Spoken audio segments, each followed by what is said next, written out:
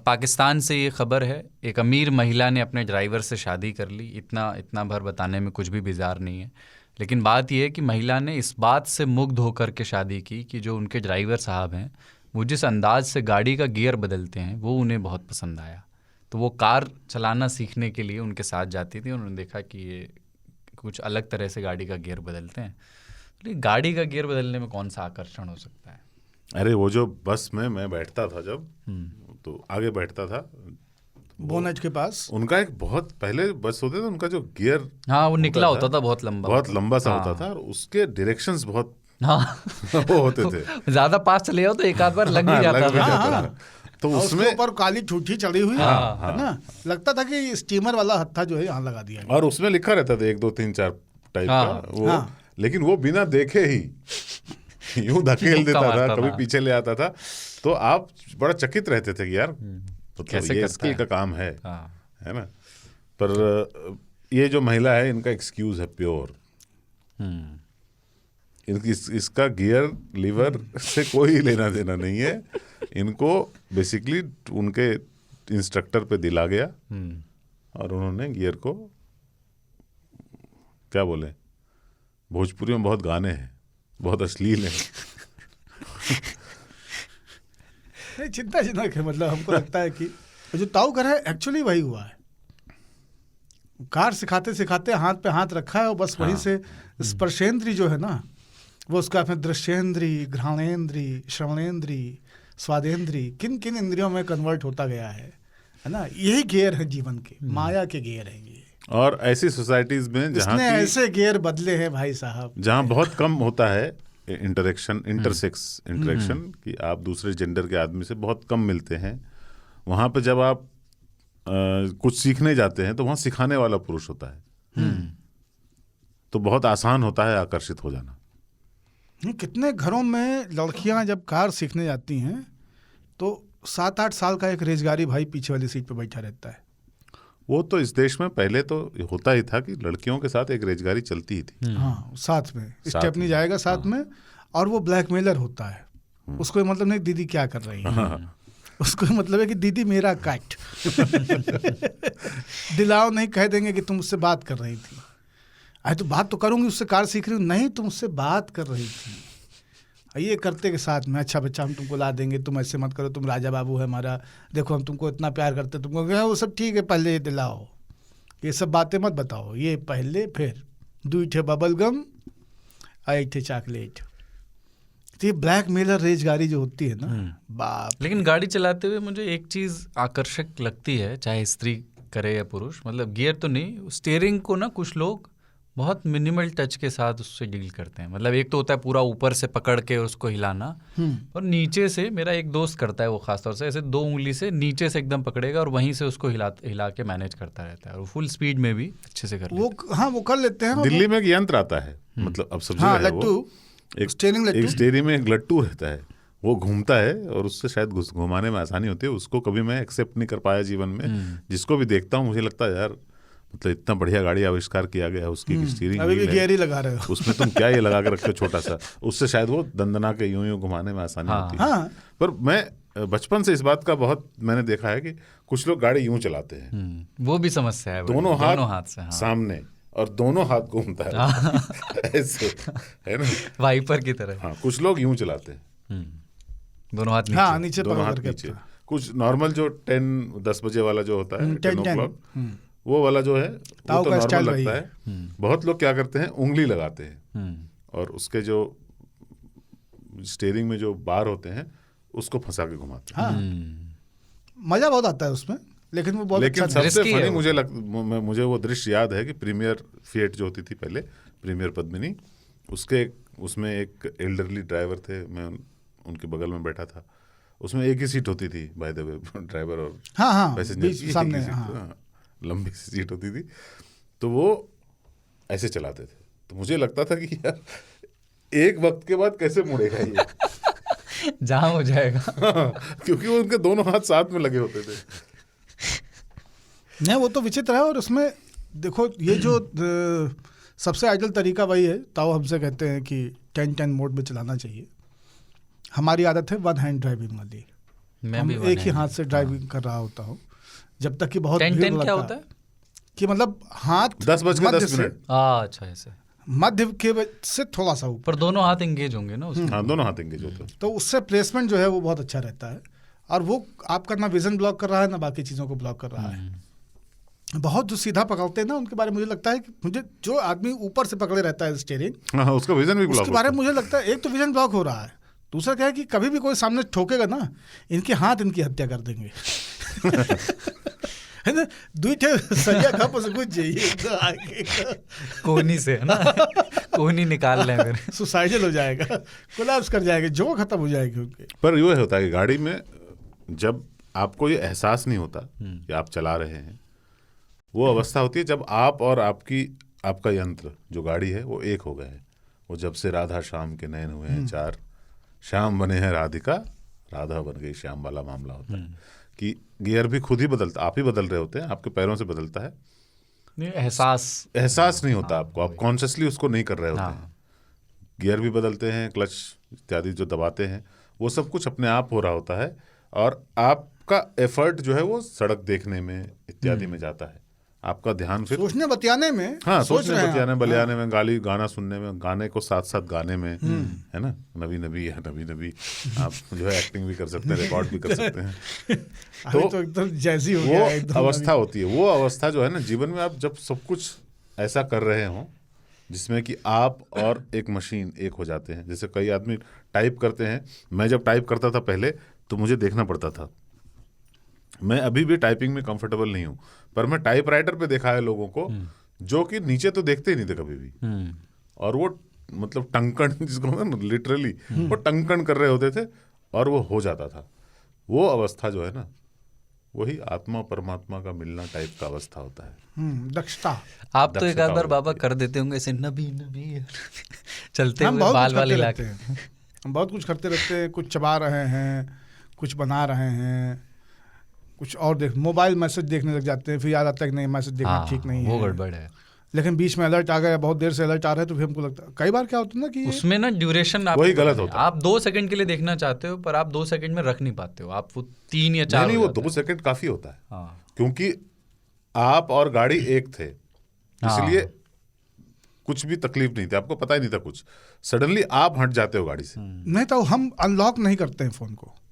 अच्छा, हम क्या करते हैं कि नोटिफिकेशन ट्रे को ऐसे झुर्र करते हैं एक बार, तो उसमें दिख जाता है कि किस किस के मैसेज आए, डेंजरस है। और वहाँ पे हमको लगता है कि बस वहाँ से तय कर लेना है कि अब ये मैसेज पढ़ना है कि नहीं पढ़ना है। डेंजरस है, हाँ डेंजरस तो है, उतना भी डेंजरस मोबाइल है। को छूना dangerous क्योंकि है। गाड़ी जो है ना एक नियत रफ्तार से चल रही है, और जितने सेकंड में आप वो नोटिफिकेशन के कर्टन को नीचे करते हैं और फिर ऊपर करते हैं, उतना सेकंड काफी होता है गाड़ी को बहुत दूर जाने के लिए। तो वो उसी में कोई बाइक वाला आ गया टेढ़ा, वो शहर में एक सुविधा होती है, वो काम हमेशा रुक के करना चाहिए। शहर में होता है कि जाम लगता रहता है। हाँ, तो शहर में लाल बत्ती का इंतजार करते हैं। कई बार क्या होता है ना, 2 बत्ती मिल गई और बहुत देर से मैसेज बज रहा है, और 2 बत्ती हरी मिल गई, लगता है यार एक लाल मिल जाए देख लेते नहीं। जो भी सुनने वाले हैं, वो आए। कृपया मोबाइल फोन ब्लूटूथ का उपयोग करके आप बातचीत कर सकते हैं, कोई दिक्कत नहीं है, पर स्क्रीन नहीं देखें। स्क्रीन देखना जो है वो बहुत खतरनाक है। अच्छा, एक और खबर पाकिस्तान से ऐसे अनूठे इश्क की है। वो 22 बरस की एक आलिया हैं, उनको 55 साल के अपने नौकर रफ़ीक से प्रेम हो गया। कारण ये कि रफ़ीक मियाँ जो है मटन बहुत अच्छा बनाते हैं। वाह। तो मतलब उन्होंने उनको नौकरी पे रखा था, और उन्होंने एक दिन रफ़ीक से मटन बनाने के लिए कहा, उन्होंने बहुत अच्छा उन्होंने बनाया, तो फिर उनसे वो प्यार कर बैठी। मटन गियर है इनका बहाना नल्ली गियर। हाँ, मामला कुछ और है ना? मटन गियर है, क्योंकि कहना पड़ता है कि भाई क्यों ऐसा क्यों किया आपने, रफीक में ऐसा आपने क्या देखा। क्या बताऊं उसके हाथ का ना, मैं क्या बताऊं, इतना लजीज बनाते हैं ये, इतना बेहतरीन बनाते हैं ये नहीं होंगे तो मैं कैसे उस खाने को मिस करूंगी ना, आप ये सोचिए। अब ये है, मुझे जो सबसे चीज़ पसंद है वो मुझे रोज़ बना खिला रहे हैं। लफाजी है भाई साहब, ऊन का गोला है, स्वेटर बिन जाएगा आगे चल के, बहुत दिन तक गोला रहेगा नहीं। मटन बनाने के लिए खामखा खुश हो रहे हैं यहाँ। हाँ, हम भी पहले खुश हुए थे, बाद में सोचा क्या ये क्या है, मतलब इस हिसाब से तो अब तक हमको मतलब 100 ठहरानी होनी चाहिए थी। नहीं, दूसरी बात है कि फिर ये हम आज तक भी काम करते हैं, मसला ये नहीं है, जनवासा.com बनाते हैं। मसला है कि वेबसाइट। रफीक तो अच्छा मटन बनाता था, आलिया बाजी क्या बनाती थी? रफीक ने भी तो शादी की है ना? नहीं वो है भाई देव, आप घर वही चला रहे हैं रफीक, और ये अपना कुछ नौकरी या बिजनेस जो भी करके पैसा कमाने का जिम्मा इनके पास है, और घर जो होम मेकर रफीक हैं अब शादी के बाद। 55 की उम्र में मटन बनाना है, डेंजरस है। अगला विषय ये है कि ताऊ ने ना 3 ताल में ही एक बार बोला था, रॉ में थे उस दिन, उन्होंने बोला था कि किसी की ना सुने, अपनी भी ना सुने, है ना। तो उस पर ही कुछ जिनको बात समझ में आ गई, बात इतनी ही थी, ये पूरी बात थी, जिनको समझ में आ गई ठीक, जिनको नहीं आई उन्होंने कहा कि इस पर थोड़ा वो विस्तार चाहते हैं, और वो समझना चाहते हैं कि किसकी सुने या किसकी सुनने जाएं, यानी सलाह किससे लेना चाहें, इस पर एक बार बात हो। तो सलाह लेने का कोई उपयुक्त पल होता है या उपयुक्त व्यक्ति होता है? क्या आप लोग जैसे 2 तरीके हैं उसमें कि स्वयं से अधिक संवाद करें, कोई ऐसे उलझन का समय है तो खुद से बात करें और हो सकता है आपको एक रास्ता मिल जाए। दूसरा है कि आपका कोई बहुत ट्रस्टेड पुराना ऐसा गाइडिंग फिगर जैसा आदमी है जिसके पास आप जाएं, जिसके साथ आपका तजुर्बा भी उस तरह का रहा है, तो आप उससे सलाह ले लें। आप लोग अपने निजी जीवन में सलाह मशवरे वाला बहुत फॉलो करते हैं या आत्मचिंतन वाले में मोड? आत्मचिंतन वाले में बहुत ज़्यादा रहते हैं, क्योंकि सलाह मशवरा जो है ना बहुत ही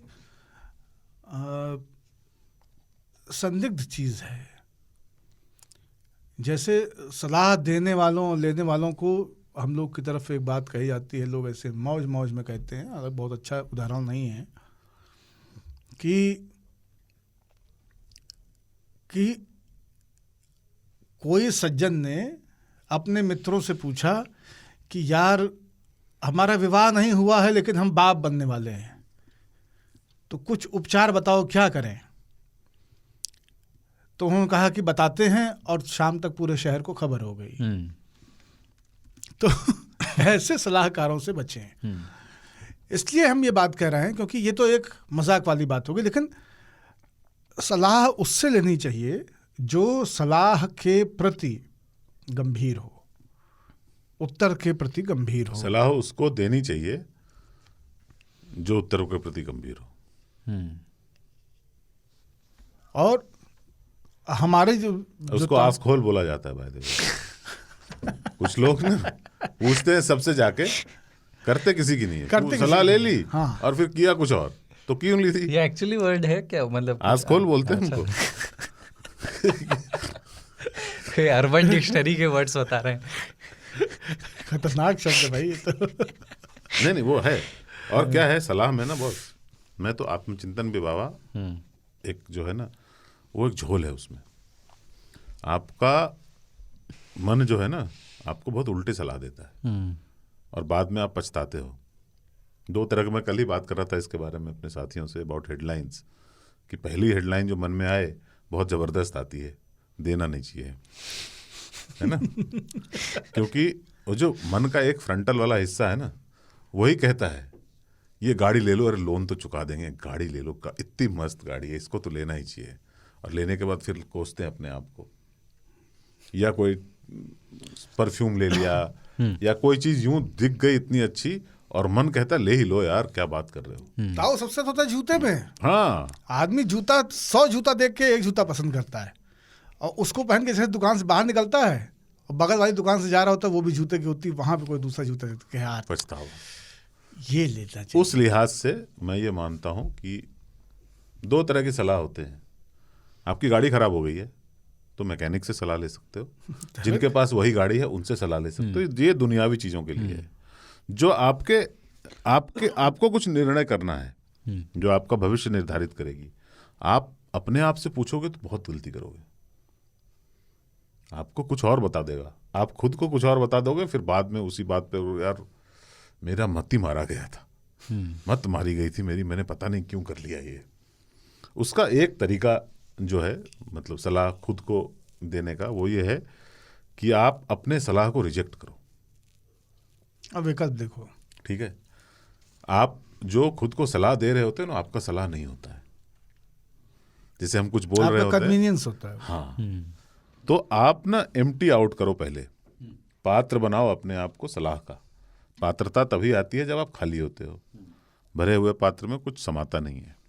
आप बैठ जाओ और ये ठान के चलो कि इतना महत्वपूर्ण निर्णय है, इसको मैं 6 घंटे दूंगा, क्योंकि इससे मेरा पूरा जीवन निर्धारित होने वाला। भाई आज के 6 घंटे नहीं देना और 6 मिनट में निर्णय कर लेना, ये मुझे अगले 6 साल तक, 60 साल तक सालेगा। उससे बढ़िया है कि उसको 6 घंटे दे दें और आप बैठ जाएं एकदम प्रण करके कि आज इसका उत्तर सही निकाल के रहूँगा, और जितने उत्तर आए सब रिजेक्ट कर दें कि फलां बहुत खूबसूरत है, उससे शादी कर लेता हूँ। नहीं, ये भी नहीं। उसका 15 और ऑप्शन आएंगे, 16 आएंगे, 17 आएंगे, 20 आएंगे। दिमाग की एक लिमिटेड क्षमता है। ये जितनी चीज़ें आपके अंदर भरी हुई थी इधर उधर से, तरह तरह के सेंसेस से, लोगों से सुनी हुई बातें, वो सब जब तक निकल नहीं जाएं तब तक आप अपना निर्णय फाइनल ना करो। जब एम्प्टी हो जाए तो छोड़ दो प्रयत्न,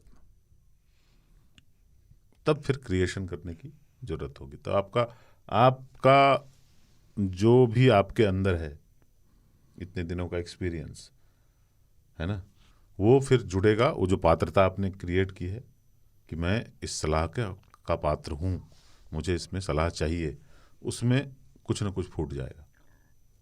तब वो सही निर्णय होगा, क्योंकि आपने तब तक सारे निर्णयों को परखा हुआ है और वो आपके अंदर बैलेंस क्रिएट हो जाता है फिर।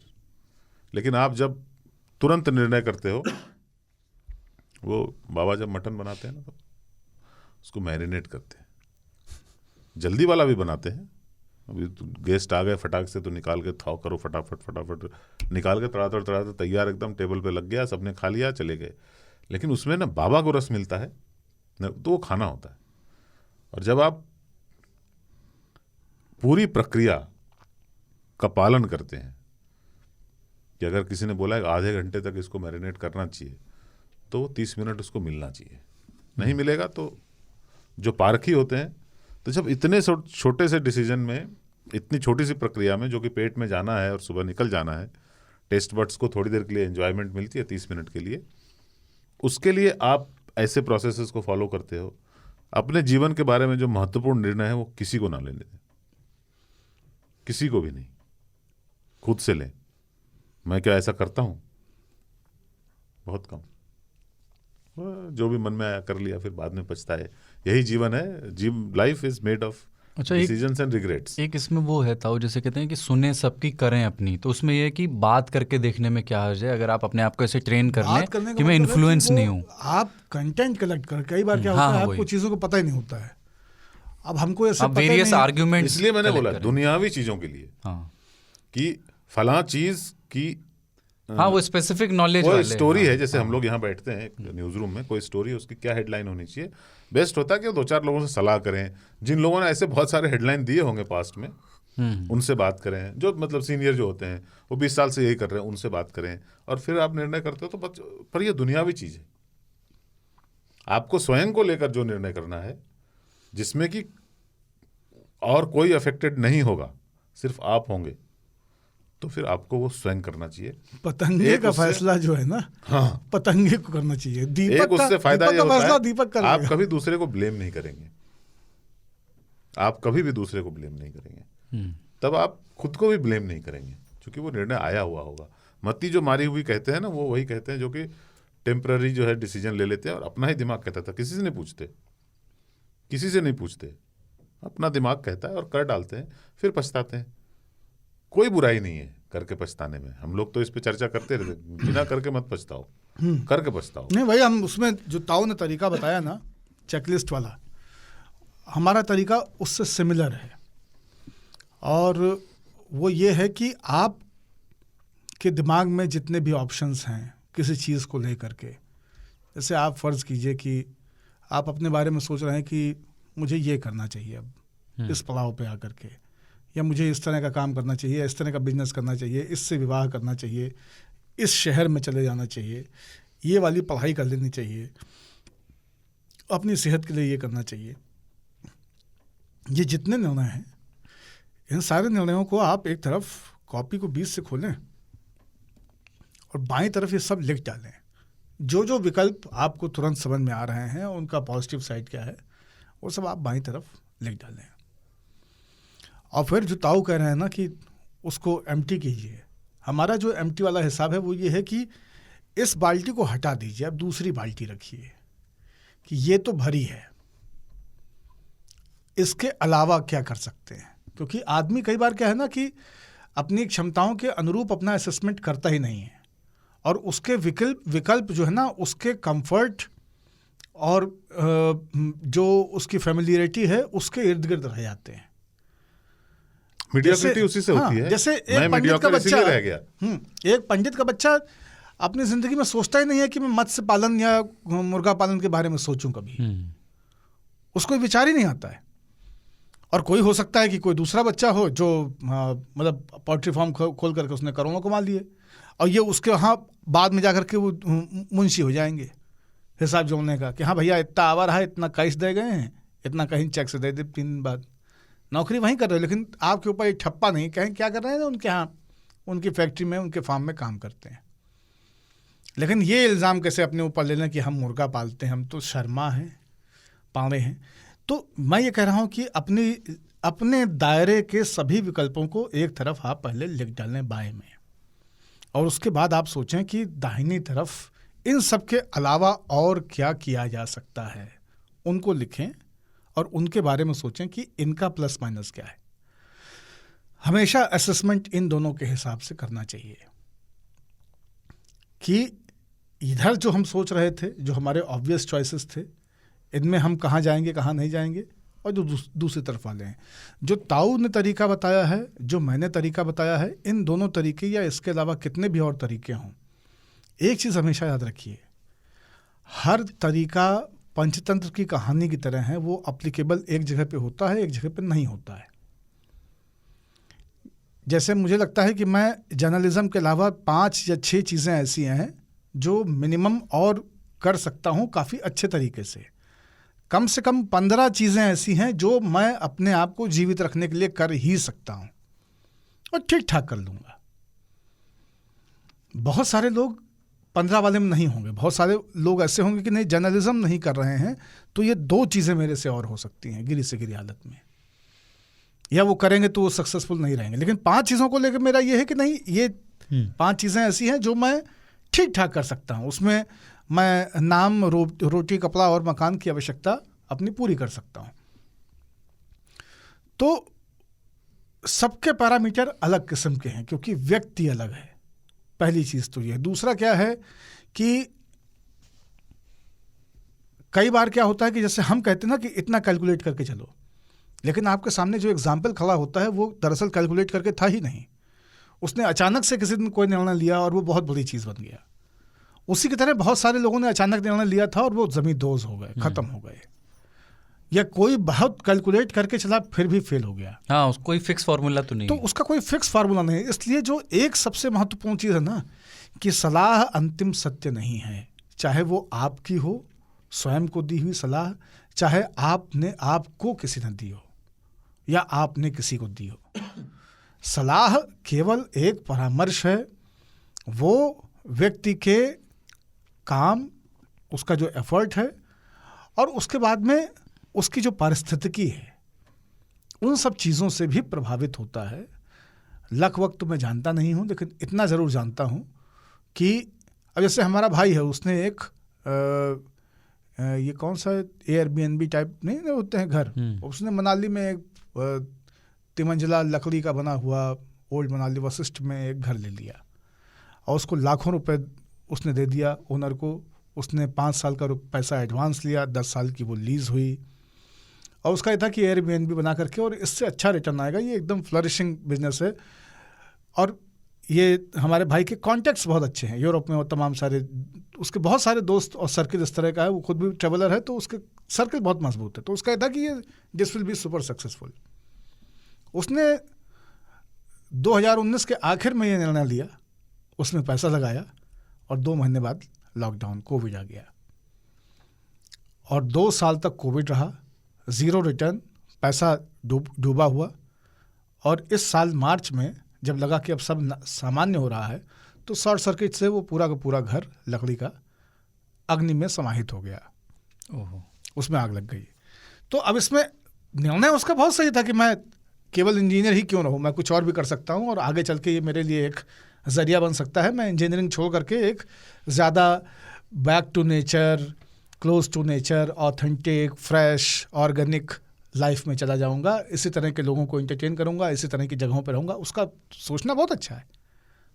लाखों बच्चे ये सोचने का साहस नहीं कर पाते, लेकिन सोच करके, और उसका कैलकुलेशन बहुत अच्छा था कि इससे अच्छा धनार्जन होगा और हम भी सेटल हो जाएंगे।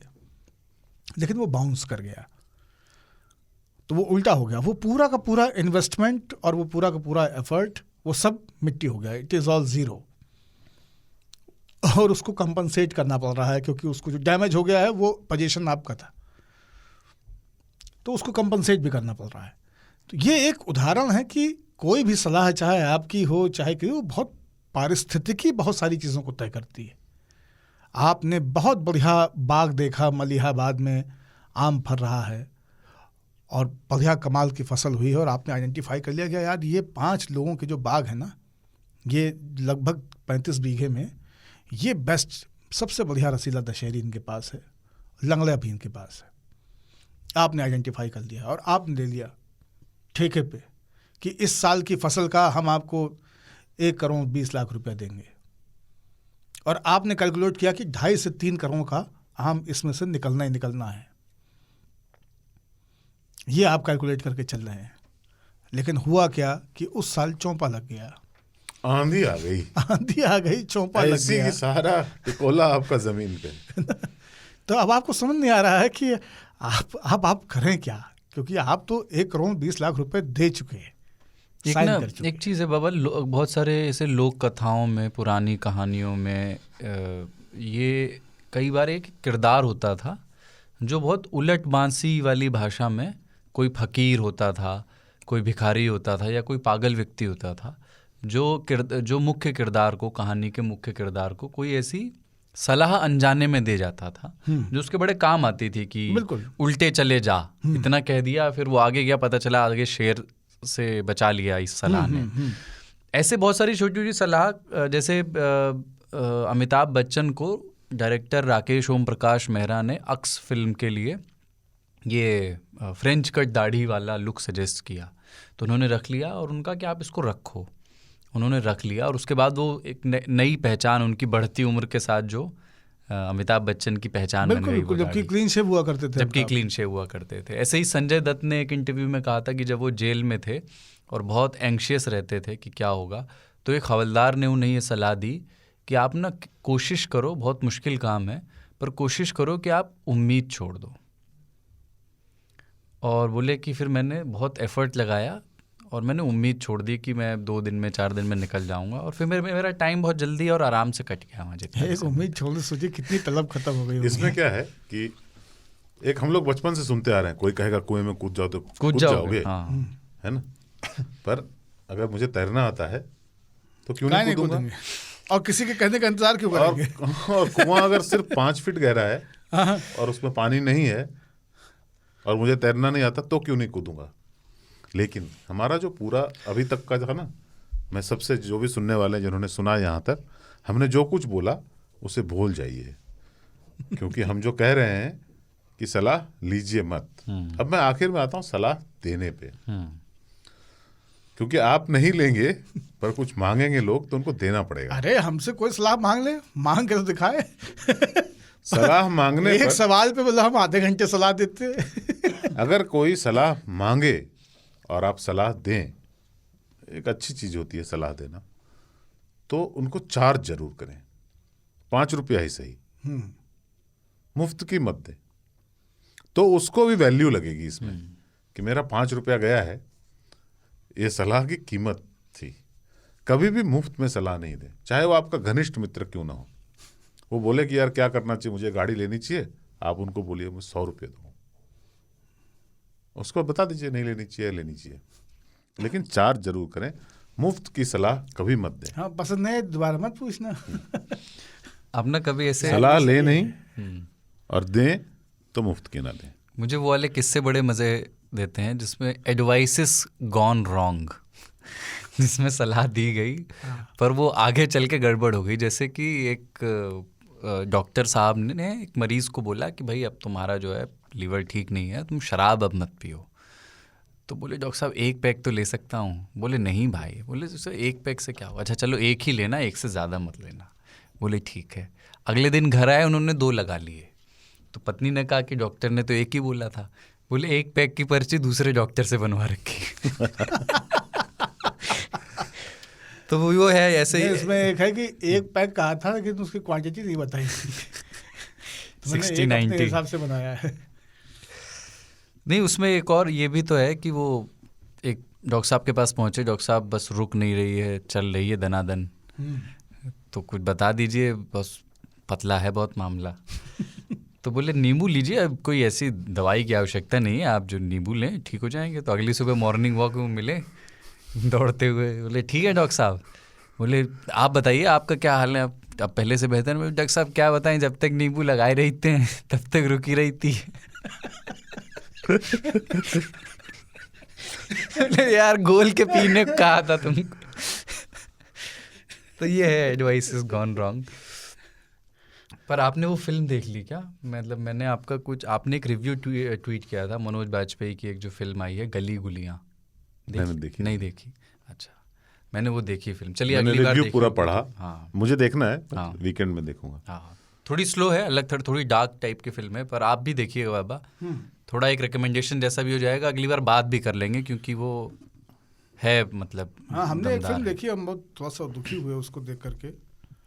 चंदेरी में उसकी शूटिंग हुई है, जनहित में जारी। स्त्री?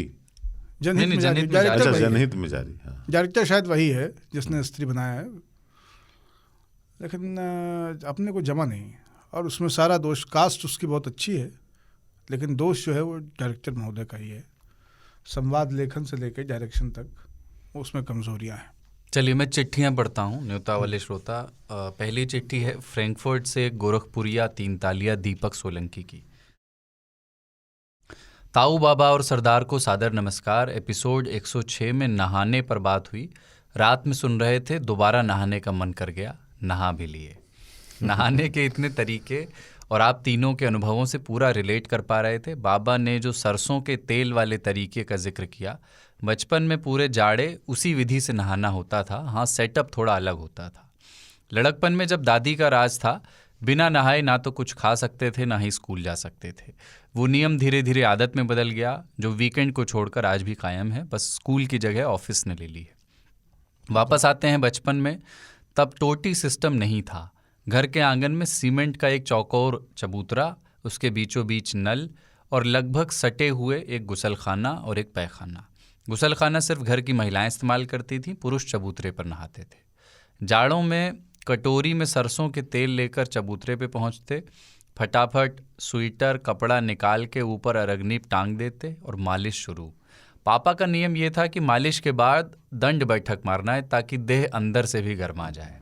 उसके बाद अच्छा ट्रिक होता है। हाँ, उसके बाद स्टील या एल्यूमिनियम की बाल्टी में नल चला के ताज़ा भाप निकलता हुआ पानी, जो लगभग गुनगुना होता था, वो भरते थे और पीतल के लोटे से फटाफट सर पे डालते थे। तीसरे लोटे के बाद जब देह से भी भाप निकलने लगता, तब सारा जाड़ा भाग जाता। नहाने के बाद किसी मॉइस्चराइज़र की ज़रूरत भी नहीं रहती। जल्दी से चड्ढी बंडी, नीला पैंट, सफ़ेद बुशर्ट, लाल स्वेटर पहन के तैयार, सीधे रसोई में पीढ़ा लेके बैठ जाते थे खाने के लिए। 6ठी कक्षा से पैंट का रंग खाकी और स्वेटर नीला हो गया, लेकिन रूटीन वही बना रहा है। इन्होंने स्वेटर ही लिखा है, तो मैं स्वेटर ही पढ़ रहा हूँ। बहुत सही लिखा है। हाँ, ठंड भगाने के लिए नहाते समय हम हर हर गंगे बासदेव बम भोले कैलाश देव ज़रूर गाते थे। लेकिन एक बार एक गांव गए तो पटीदारी के एक भैया ने इसका एक नया वर्जन सिखाया, जो कि मन मस्तिष्क पे ऐसा छपा कि अभी भी कभी कभार बेध्यानी में निकल जाता है। कुछ ऐसे है, हर हर गंगे बास देव, बभने के लइका चाँप देव, रोए लगी तो पैसा देव, हंसे लगी तो छोर लेप। ये नहीं पता कि इसकी उत्पत्ति कहाँ से हुई, लेकिन इतना ज़रूर पता था कि हमारे ठाकुर बाहुल्य गांव में बस एक बाभन घर पांडे बाबा का था, और जब भी वो या उनके लड़के जिलाजीत बाबा गुजरते तो नहाते हुए लड़के और ज़ोर से चिल्ला चिल्ला के गाते। तो पांडे बाबा भी उतनी ही श्रद्धा से लड़कों के घर वालों को याद करते। यहाँ जर्मनी में मौसम का नहाने पे कोई डायरेक्ट असर नहीं है, क्योंकि घर के बाहर तापमान -10 डिग्री हो या +30, घर के अंदर 23 डिग्री मेंटेन रहता है। सर्दियों में ज़्यादातर गुनगुने पानी से नहाना होता है। ज़्यादा मज़ा मुझे गर्मियों में एकदम ठंडे पानी से नहाने में आता है। गर्मियों में सुबह का तापमान 12 से 20 डिग्री तक रहता है। शानदार मौसम होता है साइकिलिंग के लिए। सुबह उठ के मर मैदान दतुइन कुल्ला से निवृत्त होकर हेलमेट, चश्मा, पानी का बोतल लेके निकल पड़ते हैं अपनी साइकिल पे। 1.25 घंटे और 20 किलोमीटर के चक्कर के बाद जब घर वापस पहुंचो तो पसीने और गर्मी से देह भभक रहा होता है। घर पहुंच के तब बेटे को किंडरगार्टन के लिए तैयार करते हैं। तब तक बॉडी टेम्परेचर नहाने लायक हो जाता है। फिर एकदम ठंडे पानी के नीचे शावर का जो आनंद है, आत्मा तक फ्रेश हो जाती है। उसके बाद दबा के ब्रेकफास्ट करके होम ऑफिस में दुकान का शटर खुल जाता है और एक और दिन शुरू। ताऊ का जबर ठंड में नदी के चिल्ड पानी में खड़े रहकर ठंड पे विजय पाने वाला एक्सपेरिमेंट बढ़िया लगा, कभी आजमाएंगे ज़रूर। और सरदार का वो गरम मसाले वाला कमेंट, जहर। आज के लिए इतना ही। आप सब नहाते रहें, धोते रहें, स्वस्थ रहें, खुश रहें। जय हो। फ्रैंकफर्ट से गोरखपुरिया 3 तालिया, दीपक सोलंकी। जय हो, जय हो। एकदम फ्रैंक था। हाँ, है ना? वो अच्छा इन्होंने बताया। एक बार वो अच्छा, इस तरह के, हाँ, जो मंत्र वाले हैं ना, इसी मंत्र में जैसे ककहरा याद करने के लिए बताया जाता था, है ना, कि का से कबूतर, खा से खरहा। ये सभी मंत्रों का इफेक्ट एक ही होता है बाय द वे। चाहे आप गंगा गोदावरी का नाम लें, जो भी मन में बुदबुदाएं आप, वो सिर्फ ठंड से अपना ध्यान हटाने का एक रास्ता है। एग्रेशन और एक्शन, और उसमें ठंड से उसको डिसेंट्रलाइज करके कहीं और ले जाना, वही होता है। एक इसी में ककहरे से हमको याद आया, जिससे बता रहे हैं कि हम लोग के यहाँ एक ये था कि नहीं, देखो, का से अगर ककहरा याद नहीं हो रहा है तो उसका एक और तरीका इजाद किया गया कि ऐसे शब्द दीजिए जिससे कि बच्चों को मज़ा बहुत आता है। तो कहे, का से काट ले, खा से खरबोट ले, गा से गरियाए दे, घा से घर भाग जा। बढ़िया था। अगली चिट्ठी है मिस्टर नोबडी, महाराष्ट्र से। नाम नहीं बताया, मिस्टर नोबडी। बड़ी whom I know। हाँ। ताऊ बाबा और सरदार को नमस्कार। मेरी ये पहली चिट्ठी है। मैं 3 ताल का नियमित श्रोता हूँ। मेरी उम्र 17 साल है और मैं महाराष्ट्र का रहने वाला हूँ। मैं एपिसोड 101 से 3 ताल सुन रहा हूँ। मैं इसे स्पॉटिफाई पर सुनता हूँ। पिछले लगभग सारे एपिसोड्स मैंने बिंज लिसन किए हैं। मुझे ताऊ सबसे ज़्यादा पसंद हैं और उनके पंच का मैं ख़ास तौर से दीवाना हूँ। मुझ में और ताऊ में बहुत सारी सिमिलैरिटीज़ हैं। दोनों में लड़कपन है। इन्होंने ब्रैकेट में लिखा है, मुझ में ये ऐब है, आशिक भी हूँ, सदाई भी। इन्होंने ब्रैकेट में लिखा है, atheist, savage, and he loves Android instead of Apple, and he also likes Volkswagen car. वाह। बस इसको एक इंट्रोडक्शन पत्र समझिए। जय हो मिस्टर नोबडी, महाराष्ट्र से। जय हो भैया नोबडी। ये नोबडी बहुत अच्छा नाम है। हाँ। है ना यार, हम भी अगर 19 के होते तो नाम बदल लेते थे। हाँ। आगे भी लिखिए और अपने बारे में और बताइए, और 3 ताल के बारे में और बताइए नोबडी जी। अगली चिट्ठी वंदना दवे, भोपाल से। गुना में कोचिंग से शाम को लौट रही नाबालिग के साथ शहर के प्रतिष्ठित भारतीय परिवार के लड़कों ने रेप किया। निर्भया के बाद लगा था कि कुछ परिवर्तन आएगा, लेकिन कुछ नहीं हुआ, बल्कि हालात और बदतर हो गए। इस घटना से हम लोगों के दिलो दिमाग पर उतना ही असर हुआ जो रोज़मर्रा में ऐसी खबरों को पढ़ने के बाद होता है। वहाँ की लड़कियों का इंटरव्यू देख रही थी। वो लोग दहली हुई हैं इस घटना के बाद।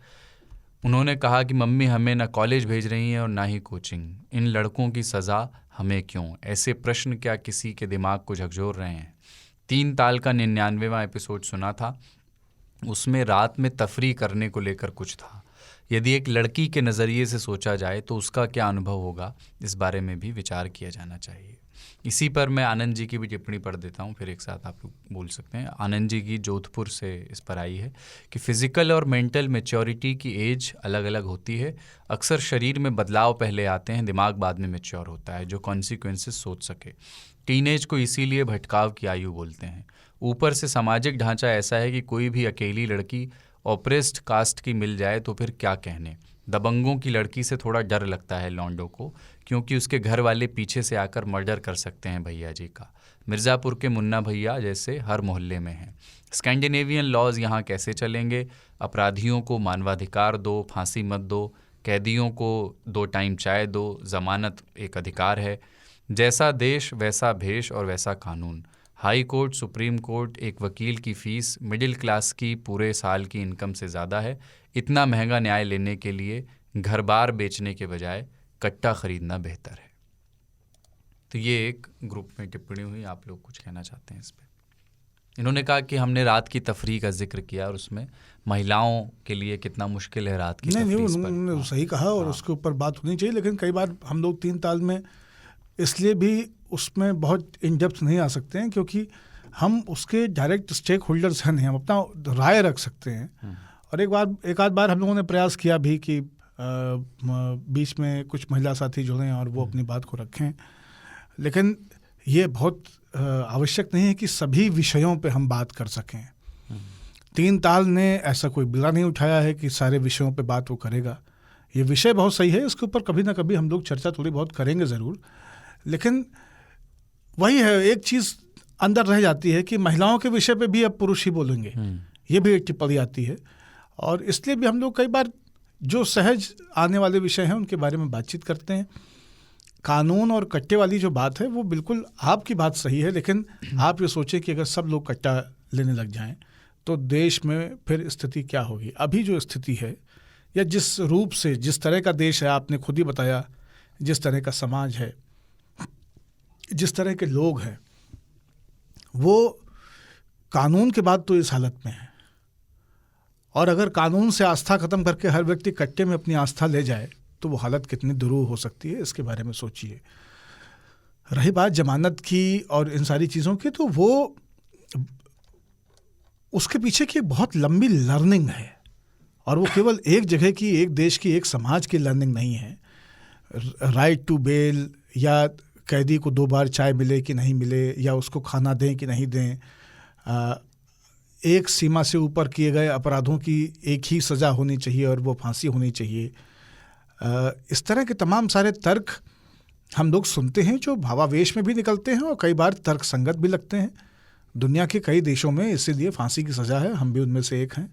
दुनिया के कई देशों में लोगों को चौराहे पे मारने की सज़ा है, हाथ काटने की सज़ा है, टॉर्चर करने की सज़ा है, कई तरह की सज़ाएं हैं।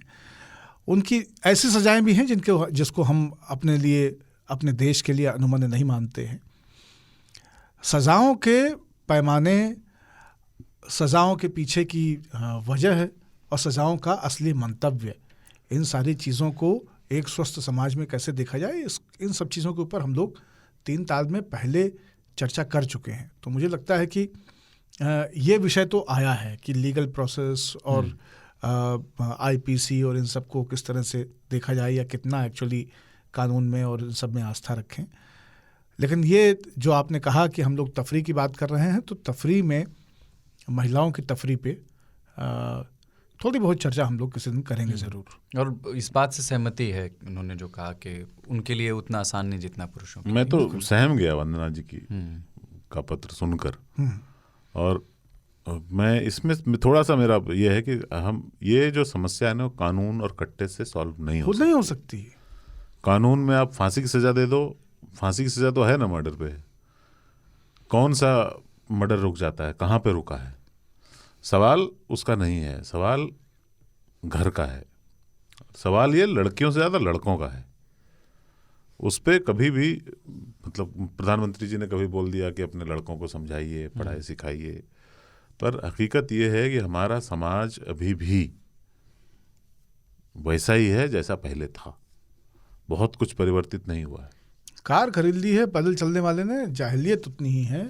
रुकना, इसको ये रुकेगा तो शायद नहीं, अपराध कहीं नहीं रुकता, अपराध होते रहते हैं। पर एक ही चीज़ अपराध को नियंत्रित कर सकती है कानून के हिसाब से, वो है कि कानून का उल्लंघन हमेशा सज़ा मिलेगी, ये ज्ञात होना चाहिए सबको। चोर को अगर ये पता है कि चोरी करूँगा और पकड़ा ही जाऊँगा, तो फिर चोरी कम हो सकती है। जब तक ये स्कोप रहता है ना कि मैं बच जाऊँगा, तब तक ये सब होता रहेगा। आप इसको ऐसे सॉल्व कर नहीं सकते। सॉल्व इसको समाज ही कर सकता है, इसमें समाज को ग्रो करने की ज़रूरत है। पर क्या दिक्कत है कि हम अभी भी चूँकि पीछे जाने के दौर में हैं, समाज अभी भी ताऊ चला रहे हैं जिनकी हम बात कर रहे थे शुरुआत में। हर आदमी को पीछे जाने का शौक है, तो फिर हम आगे कहाँ से बढ़ पाएंगे। अगली चिट्ठी है वेदराज की। चिट्ठी री टिप्पणी है व्हाट्सएप ग्रुप पे। ताऊ ट्विटर पे वर्डल खेलते दिख जाते हैं, इंस्टा पे उनको नहीं देखा। या तो एक स्टॉकिंग आईडी होगी उनकी, एक आईडी है BND_कमलेश के नाम से। BND stands for boy next door. भाई वैसे वो उनकी नहीं है। मेरी है एक स्टॉकिंग आईडी, हाँ, पर चूंकि वो स्टॉकिंग आईडी है बताएंगे तो नहीं। मैं बताऊंगा नहीं। और वर्डल में अभी भी रोज खेलता हूँ, ट्विटर पे पोस्ट नहीं करता। अगली चिट्ठी है। नमस्कार, 3 ताल के बाबा ताऊ और सरदार को नमन। मेरा नाम यशार्थ सिंह चौहान है, उम्र 23 साल, पोस्ट लालगंज बैसवारा, जिला लाइब्रेरी, उत्तर प्रदेश। बहुत दिन बाद पत्र लिख रहा हूं, तो सबसे पहले धन्यवाद देना चाहूँगा आज तक रेडियो की पूरी टीम को 3 ताल के 100वें एपिसोड में आमंत्रित करने के लिए। बहुत आनंद आया और आशा है कि 3 ताल ऐसे ही संचालित और प्रगतिशील रहे। इस बार के एपिसोड में बात नहाने की हो रही थी, तो हम भी कुछ अनुभव साझा करेंगे। हमारे घर के बाहर चौराहा था गांव में, और 3 ग्राम सभाओं को वो 3 सड़कें जोड़ती थीं। बीच में थे एक इंडिया मार्का, जिस पर बाल्टी 2 तरह की होती थी, स्टील वाली साफ पानी के लिए और हिंडोलियम वाली बाकी सारे कामों के लिए। लेकिन दुविधा उस लोटे के साथ थी जिसको लेकर आप नित्य क्रिया भी कर सकते थे, और आकर पूरे लोटे पर मिट्टी लगाकर उसे धोकर उसी लोटे से नहा भी सकते थे। और तो और 1-2 बार ज़्यादा खगर लिहिन तो वही भगवानव नहिलाई देत रहन। नहीं, भगवान और व्यक्ति पानी पीता है उस हाँ, लोटे से। और इतनी देर में हम उघारे बैठे नाहेक बिरिया के इंतजार करीत रहन खली। आप देखिए, बीच में हिंदी अवधि स्विच कर रहा है। हाँ। आप देखिए कि उस चौराहे पर कोई गोल चक्कर नहीं था, पर उस एक नलके के होने से कई शादियां, न जाने कितनी रामायण और कितने ही छप्पर जलने से बचे थे। वहीं पर गांव की इनफॉर्मल मीटिंग हो जाया करती थी।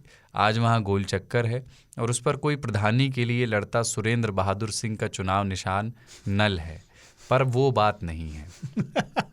3 ताल हमेशा से ही नॉस्टैल्जिया में ले जाता है, और इसी कारण आज इतना लोकप्रिय है, क्योंकि ये साइंस भी कहता है कि जितना हम नॉस्टैल्जिया में जाते हैं, हाइंडसाइट बायस से हमें चीज़ें, अच्छी मेमोरीज ही याद आती हैं। बाबा अभी कुछ दिन बाद दिल्ली आना होगा, तो खासकर बाबा और आप सबके लिए मन्ना पेड़ा लेके आऊँगा, कृपया स्वीकार कर लीजिएगा। डलमो वाले। जय हाँ। अरे भाई साहब, आपका मुरीद यशार्थ बैसवारा, लाइब्रेरी। हाँ, नाम इनका बहुत सुंदर है, यशार्थ। अच्छा योजक नाम है। और बहुत अच्छा लगेगा अगर मन्ना पेड़ा बिना किसी की मृत्यु के आ जाए। तो जैसा बाबा ने उसका वर्णन नहीं, हम किया मंगा है। लेते हैं हम तो, मतलब डलमऊ से रायबली जब होते हैं तो कोई ना कोई आ रहा होता है, तो अखबार में लपेट के आज ठंड टिक्की लेके चले आवत थी। अगली चिट्ठी है ऑडियो चिट्ठी अनीश तिवारी की, डबलिन आयरलैंड से। मैं इसको प्ले करता हूँ। बिजार इंडिया बिजार के जजिंग पैनल को जय हो। अनीश नाम हुआ। ये चिट्ठी पिछले वाले एपिसोड के कॉन्टेक्स्ट में नहीं है, ये उसके पिछले वाले के एपिसोड के कॉन्टेक्स्ट में है, जिसमें अंडर 30 वालों पे बात हुआ। थोड़ा सरप्राइजिंग मेरे लिए था, मेरे को लगा था कहीं से पुशबैक आएगा, बट कहीं से आया नहीं, तो मैं सोचा कि मैं ही कर देता हूँ, क्योंकि क्या है कि वन साइडेड भी नहीं होना चाहिए ना। और डिम्पल भाभी के एक्सपीरियंस से हम लोग को पता है कि निर्विरोध वाला जो मामला होता है, अल्टीमेटली उसमें ढकलाने का संभावना रहता है। तो कन्वर्सेशन बना रहे, उसके लिए मैं अपना आपत्ति जो है 5 ब्रॉड पॉइंट है। पहला मेरा असहमति ये है कि वो रिप्रेजेंटेटिव नहीं था। 60% आबादी तो मान लीजिए कि अभी भी गांव में रह रहा है। बड़े शहरों में रहने वाला आबादी कम है, उसमें अंडर 25 और कम है, उसमें भी खास तरह के स्कूलों में जाके परफॉर्मेटिव वोकनेस करने वाले और कम है। तो उनको हमारा ऐसा रिप्रेजेंटेशन मतलब एजेंसी दे देना रिप्रेजेंट करने का, ये उसी तरह का है कि आप मान के चले कि पूरा बजरंग दल ही हिंदू धर्म का जो रिप्रेजेंट करता है, तो वो ठीक नहीं है, मेरे को ऐसा लगा। दूसरा ये है कि मान के चलिए कि है भी वही लोग रिप्रेजेंट करते हैं, तो उसमें भी ऐसा नहीं है ना कि वो स्टैग्नेंट ही रहेगा, उसमें चेंज आने का ज़्यादा संभावना है। अब हो सकता है कि आप लोग 10वीं क्लास में ही सब जान गए थे, मैं तो 10वीं क्लास में घनघोर जातिवादी था, रिजर्वेशन के खिलाफ था, लेकिन पढ़ते पढ़ते समझ में आया कि गलत थे। तो 18 साल या 16 साल के बच्चों का परिवर्तन, मतलब पॉजिटिव तरीके से परिवर्तन होने का संभावना ज़्यादा है। चिंता आप ज़्यादा उस बात का होना चाहिए कि उन लोगों का क्या होगा जो 55 साल में यात्रा कर रहे हैं या 70 साल में दाढ़ी बढ़ा के पोजीशन ऑफ पावर घेरे हुए हैं और जो मान के चल रहे हैं कि हम सर्वशक्तिमान हैं। उनसे ज़्यादा घबराने का ज़रूरत है। हम लोग तो मान लीजिए कि 4-5 जगह लात खाएंगे, गाली सुनेंगे तो सुधर जाएंगे। अगले जो है वो उनका तो स्कीम कम है ना सुधरने का, तो उस पर वो ज़्यादा डरावना है। 10-15 साल के पेसिमिज्म से भी मैं इत्तेफाक नहीं रखता हूँ, इसलिए कि मान लीजिए कि तमाम खराबी है कैंसल कल्चर में, लेकिन कैंसल कल्चर कितना भी एक्सट्रीम चला जाएगा तो एक्सक्लूजन से एक आध दो आदमी ही आत्महत्या करेंगे। आज के 10, 15, 20 साल पहले 25 साल के कम उम्र वाले मस्जिद ढहा रहे थे और दंगा कर रहे थे। तो एटलीस्ट अभी तक हमारे पास एविडेंस नहीं है कि कैंसल कल्चर वाले उतने बड़े पैमाने पे वायलेंस को इन्फ्लिक्ट कर सकते हैं। और अगर 1000 से इकाई में जा रहा है डेथ, तो वो इंक्रीमेंटल चेंज को अप्रिशिएट किया जाना चाहिए। बाकी ताऊ मेरे को लगता है मजाक में कह रहे थे कि ट्विटर विटर छोड़ दो, लगता है बर्डन ऑफ चेंज हम पे ही क्यों रहेगा भाई। सब मेधा पाटकर हो जाएंगे तो योगेंद्र यादव कौन बनेगा बताइए। हम लोग को भी एक्टिविज्म करने का उतना ही अधिकार है जितना बाकी लोगों को है। हमको नहीं बदलना है दुनिया। मान लीजिए किसी को, हमारे लोगों को लिंग ही बदलना है तो वो भी ठीक है। दिखावा सभी लोगों को करने का बराबर अधिकार होना चाहिए ना। हम पे ज्यादा बर्डन क्यों रहेगा। हम भी नहीं करेंगे, आप भी मत करिए, रिलैक्स रहे, एक ही साथ खत्म हो जाए। बाकी आखिरी बात तख्ती वाला देखिए ये है कि वो उसमें भी तमाम तरह का समस्या है, मैं डिनाई नहीं कर रहा हूँ। लेकिन 118 जेंडर हो, प्रोनाउंस वगैरह होगा तो 118 पॉलिटिकल पार्टी भी है। और मैं आपको लिख के देने को तैयार हूँ कि दे देम वाले को अगर आप शी हर बोल देंगे तो वो आपको कैंसिल ही करेगा एट द मोस्ट। आप किसी डीएमके वाले को या सीपीएम वाले को बीजेपी वाला बोल देंगे तो वहाँ हत्या होने का संभावना है। तो उसमें भी प्रोग्रेसिव मतलब इंक्रीमेंटल चेंज जो है उसको भी अप्रिशिएट किया जाना चाहिए। तो ये 5 वो है, इसको अन्यथा ना लिया जाए। लेकिन मेरा को ये था कि किसी को तो कहना था तो हम सोचे कि हम ही कह देते हैं। बाकी फर्जिफिकेशन खूबसूरत शब्द है, इसको ऑक्सफोर्ड वालों को लेना चाहिए। इतना ही था, भूल चूक माफ। बाकी और लिखा जाए, लंबा हो जाता है इसलिए वॉइस नोट भेजे हैं। ठीक है, अरे चलिए, बढ़िया। ठीक है, ये जय। 5 ब्रॉड पॉइंट्स इन्होंने बोले, हम उसको अन्यथा क्यों लेंगे, यथा लेंगे एकदम। बहुत बहुत मजा आया। और आप जो कह रहे थे, आप हमसे अलग नहीं कह रहे हैं। आप दरअसल वही हैं जहाँ पे हम थे। बहुत बढ़िया। ये बात सही है कि दुनिया जो है प्रोग्रेस ही करती रही है और आगे भी प्रोग्रेस ही करेगी। वायलेंस तो कम होगा पहले से, प्रॉब्लम है मेंटल बैलेंस का, वो नहीं तो बिगड़ेगा। मैं नहीं मानता हूँ कि वायलेंस कम होगा बाबा। वायलेंस हम लगातार ने- प्राचीन ताऊ, युग से अभी तक कम वायलेंस वायलेंस ने होते जा रहे हैं। अपना चेहरा, तरीका, नवैयत बदली है। इंसान को मार रहा था। इंसान पहले केवल मार के ही खाता था, अब इंसान मार के नहीं खा रहा, लेकिन इंसान बहुत सारी और चीज़ों को मारता चल रहा है। मैं कई बार ये समझता हूँ, मुझे लगता है कि दुनिया में सबसे ज़्यादा वायलेंट लोगों ने कभी पिस्तौल नहीं चलाई। उन्होंने कलम चलाई, उन्होंने फैसले लिए, उन्होंने ज़बान चलाई और लाखों लोग, हज़ारों लोग मार दिए गए। नीतियों से जितने लोग मरे हैं उतने लोग दंगों से नहीं मरे हैं इस देश में। तो मेरा मानना यह है कि वायलेंस का कैरेक्टर चेंज हो रहा है। माइंड में वायलेंस विद देमसेल्व्स, है ना, खुद के साथ हिंसा, समाज के साथ हिंसा, विचारों की हिंसा अपना स्कोप बदलेगी। क्योंकि पहले व्यक्ति जितना मुक्त था उतना मुक्त व्यक्ति अब है नहीं। पहले कोई सर्विलांस जैसी चीज़ थी ही नहीं। लोग कुछ कुछ चीज़ों से अंदाज़ा लगाते थे कि ये हुआ है। आज आपको सब कुछ पता है। ये 3 ताल अगर हम नहीं भी रिकॉर्ड कर रहे हो तो गूगल ने तो पूरा सुना है कि हम लोगों ने क्या बातचीत की है। ब्रेक में हम क्या बोले थे वो भी गूगल ने सुना है। जो 3 तालियों ने नहीं सुना है, गूगल को पता है कि क्या कहा गया है। तो वायलेंस का स्कोप चेंज हुआ है, इसलिए इंसान ने अपने वायलेंस को स्मार्ट किया है। हिंसा कहीं जाने वाला नहीं है। आदमी के खून में हिंसा है, जीव के खून में हिंसा। हिंसा कतहु न जाए। मैं मतलब इस पे एक अलग विषय अपन करेंगे। मेंटल बैलेंस वाली जो आप बात कर रहे थे ना, इंक्रीमेंटल चेंज है। वायलेंस धीरे धीरे हर साल, हर सदी में कम होता जा रहा है, पर मेंटल बैलेंस क्यों बिगड़ता जा रहा है? अगर वायलेंस कम हो रहा है तो इंसान को ज़्यादा शांति और ज़्यादा सुकून से पहले शरीर को पेलते थे, शरीर शाम को थक जाता था, गहरी नींद आती थी, खर्राटा मार के सुबह उठते थे, फिर शरीर को ही पेलते थे। अब शरीर पेलाता ही नहीं है। और शरीर हिंसा दिमाग को शरीर से होती है। खुद तो में आदमी दिमाग को गुस्से में किसी को तमाचा मार देता था, तो शरीर से कुछ हो नहीं रहा है, सब कुछ दिमाग पे से है। अब क्या करें? और उसमें मतलब मैं इसलिए अभी हम पूरा भी topics दिमाग में, को की मार ले रहे हैं और शरीर भी मिलके दिमाग की मार ले रहा है एकदम। और इसमें एस्पिरेशंस का भी शायद रोल, जो हम एस्पिरेशंस का, रफ्तार का, आपके समय का, जो आपकी जो एक्चुअल प्रैक्टिकल रियलिटी है, जिस फिजिकल रियलिटी में आप रह रहे हैं, उसमें स्कोप नहीं है एस्केप का। अगर मैं ये तय कर लूँ कि नहीं, मुझे अपना UIDAI, passport, mobile, SIM card, ये सब सरेंडर कर देना है, ईमेल ख़त्म कर देना है और जीवित रहना है, बड़ा मुश्किल है भाई साहब। और आप अगर उसके बाद जी भी रहे होंगे ना, कोई नोटिस नहीं करने वाला है। आप पिटीशन डाल के देखिए ना, आपसे आधार कार्ड मांगा जा रहा है। बाबा का हुआ कि सबने कहा कि सपने देखो, ठीक है। मुश्किल ये है, एक पूरी पीढ़ी तैयार हुई मेरी जैसी भी। अभी तो कुछ ही साल हुए हैं मैंने सपने देखना बंद कर दिया, क्योंकि पहले जो देखे थे उसमें से एक भी सच नहीं हुआ है। बुरा नहीं हुआ है मेरे साथ कुछ, सब अच्छा हुआ है, पर वो नहीं हुआ जो मैं सोचता था होगा। उसके बाद उसकी फ्यूटिलिटी पता चल गई। यार सपने क्यों देखूं, नहीं देखूंगा। मशीन लगा के सो जाऊंगा लेकिन सपने नहीं देखूंगा। हाँ, हमारी थ्योरी वही था। न रात में न दिन में। 3 फेजेस आए जिंदगी में। पहले सबने कहा अपने देखो, तो हम अपने देखते रहे। ये अपने हैं, ये अपनी बिरादरी के हैं, ये अपनी जात के हैं, ये अपने पटीदार हैं, ये अपने धर्म के हैं, ये अपने भगवान हैं, ये अपनी पहचान है। ये सबने कहा अपने देखो, हम अपने देखते रहे। फिर उसके बाद समझ में आया कि नहीं, लोग कह रहे हैं कि अपने देखने के चक्कर में तो यहीं रह जाओगे, बाहर निकलो, सपने देखो। सपने देखने शुरू किए। सपने देखते देखते उस वक्त लगा कि नहीं, मतलब हम ये किस्सा सुना चुके हैं कि कई बहुत सीनियर कम्युनिस्ट टाइप के, प्रोग्रेसिव टाइप के लोगों को हम कहते थे कि तुम लोग से तो कुछ हुआ नहीं, जो कुछ करना है हम लोग को करना है, तो डोंट टॉक रबिश, ज्ञान देना बंद करो। इस तरह झलक देते थे।